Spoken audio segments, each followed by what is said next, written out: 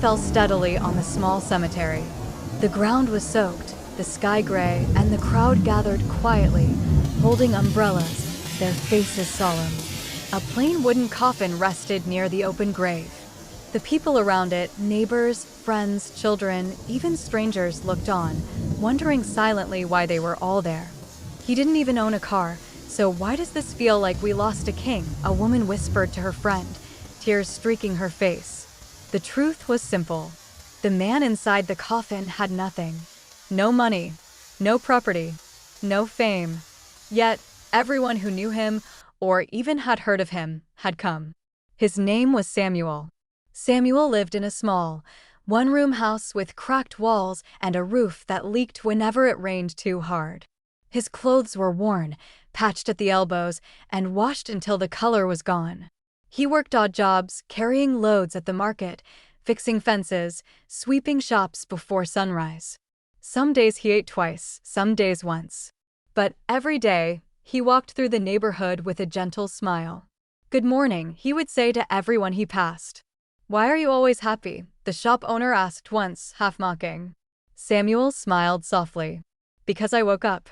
Children ran to him after school. "Uncle Samuel," they shouted. And he stopped, knelt, and listened to every word they had to say. One afternoon, a boy tugged at Samuel's sleeve. "Sir, my father hasn't come home in 3 days." Samuel's smile faded. "Have you eaten?" The boy shook his head. Samuel reached into his pocket, pulled out the small money he had earned that day, and placed it gently in the boy's hand. "But what about you?" the boy asked. "I'll eat tomorrow," Samuel said softly. That was Samuel. Quiet, invisible to the world, yet present in everyone's life. At night, he sat outside his small house with his wife, Miriam. She was thin, gentle, and her eyes were tired but warm. "You gave away your lunch again," she said softly. Samuel nodded. "The boy needed it more." "One day, we'll need help too," Miriam replied. Samuel looked at her, eyes deep and calm. "When that day comes, I hope someone remembers how we lived." They never had children, but somehow, Samuel became a father to many in the neighborhood. He helped a sick old woman clean her home. He listened to young men and women who had nowhere else to turn. When marriages faltered or tempers flared, he spoke words that healed wounds without asking for praise. Years passed. Samuel's body grew weaker, but his habits didn't change. He never charged, never preached. He just showed up. One evening, Miriam noticed him struggling to breathe. "Samuel, we should go to the hospital," she said. He smiled faintly. "Tomorrow." But tomorrow came too late. The doctor shook his head gently. "His heart is tired." Miriam held his hand, tears running silently down her cheeks. "I'm sorry," she whispered. "We were rich," Samuel murmured. "Just not in the way people count."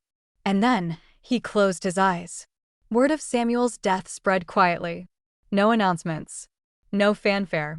Yet on the day of his burial, people kept arriving. "I was homeless," a man said, stepping forward, voice trembling. "Samuel gave me food every night for 2 weeks. He never asked my name." A woman followed. "When my husband died, he sat with me until I could breathe again." Then a young man. "I was angry at the world." He listened when no one else did. One by one, stories poured out. Miriam stood there, stunned. She had known her husband was kind, but not everywhere, not in every corner of the neighborhood. The pastor spoke softly. Samuel left no inheritance, no property, no money. But he left something far greater: his love, his time, his presence. The rain slowed. A hush fell over the crowd. Samuel had died poor, but he had lived rich. Before the coffin was lowered, a child whispered, "I want to be like him." That night, Miriam sat alone in their small home. The walls were cracked, the roof leaked, but the house felt full. Messages, visits, and acts of kindness poured in from all the people Samuel had touched. Samuel had been planting seeds his whole life, and now they were growing. If this story touched you, take a moment to like this video. It helps stories like this reach more hearts. And before you go, ask yourself, if today were your last day, what would people say you gave them? Comment below your thoughts and subscribe for more life stories that remind us what truly matters.